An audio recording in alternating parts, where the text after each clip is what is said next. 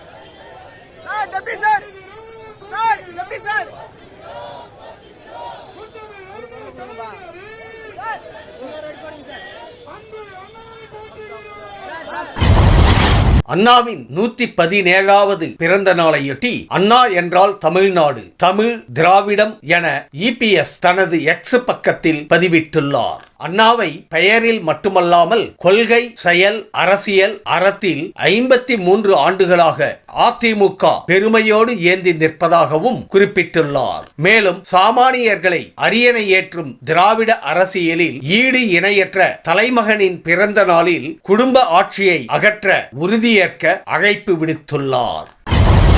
குடும்ப ஆதிக்கமற்ற அற்புத அரசியல் தலைவர் பேரறிஞர் அண்ணா என அவரது 117வது பிறந்த நாளையொட்டி விஜய் தனது எக்ஸ் தள பக்கத்தில் பதிவிட்டுள்ளார். மேலும் இரட்டை வேடம் போட்டு மக்களை ஏமாற்றாமல் அவர்களுக்காக உண்மையாக உழைத்தவர் எனவும் அவர் குறிப்பிட்டுள்ளார். மக்களிடம் செல் என்ற அவரது அரசியல் மந்திரத்தை பின்பற்றி 1967 அரசியல் மாற்றத்தை மக்கள் ஆதரவுடன் செயல்படுத்த வேண்டும் எனவும் த.வே.க.வினருக்கு அறிவுறுத்தியுள்ளார்.